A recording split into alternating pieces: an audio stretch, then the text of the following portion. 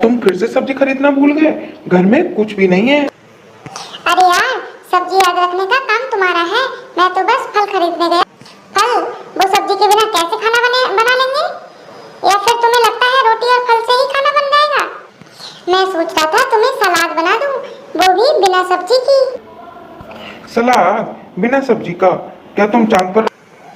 नहीं तो, मैं तो तुम्हारे खाने के टाइम पर कहीं दूर छुट्टी पर हूँ। छुट्टी पर? फिर तो छुट्टी से लौटकर ही खाना बनाओगे। ठीक है, अगली बार तुम सब्जी खरीद लेना, मैं छुट्टी मना। और मैं अब तक अपने किचन में सब्जी ही नहीं वाली, डाइट शुरू करती हूँ। तुम हमेशा घर में देर से आते हो, कभी सोचते नहीं कि मुझे कितना इंतजार करना पड़ता है।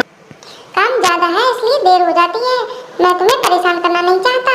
काम तो समझती हूँ, लेकिन कभी कभी मुझे भी अपनी बातें बताने का मौका दो। ठीक है, पर तुम भी थोड़ा समझो, मैं दिन भर थक। समझ तो रही हूँ, पर अगर हम दोनों बात करेंगे तो सब कुछ ठीक हो जाएगा। हाँ, सही कह रही हो, हमें मिलकर समस्या का समाधान निकालना चाहिए। अरे राम राम राम राम, मैं तो थक के आई और देख, तुम्हारी बनाई हुई दाल की खुशबू आ रही थी। और पर दाल में नमक इतना कम क्यों रखा था? लगता है लस्सी में नमक डालने वाले ने नमक ही छीन लिया था। तुम्हें तो दाल में नमकीन पसंद है। अब बताओ, खेत में मेरा हाथ बताओ। तुम तो आए नहीं और जमीन की बात कर रहे हो।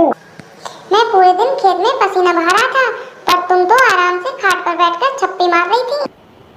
तो क्या हुआ? तुम्हें तो आराम करने का भी मौका नहीं मिलता। सोचा थोड़ी मस्ती। मस्ती तो ठीक है, लेकिन घर का काम छोड़कर मस्ती करना सही नहीं है।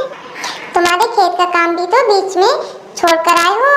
मुझे काम याद दिलाने से पहले अपना काम देखो।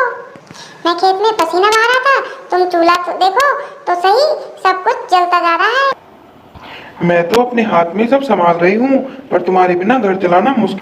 अरे रामा, तुम तो पूरे दिन खेत में लगे रहते हो, पर मुझे तो घर का काम भी करना पड़ता है। अरे बुढ़िया, मैं तो खेत में पसीना बहा रहा हूँ, घर का काम तुम्हें संभालने से फुर्सत में आकर बैठ जाऊंगा। फुर्सत तो आना ठीक है, पर आज चूल्हा बुझा हुआ था। पता है, सब्जी भी चूल्हे से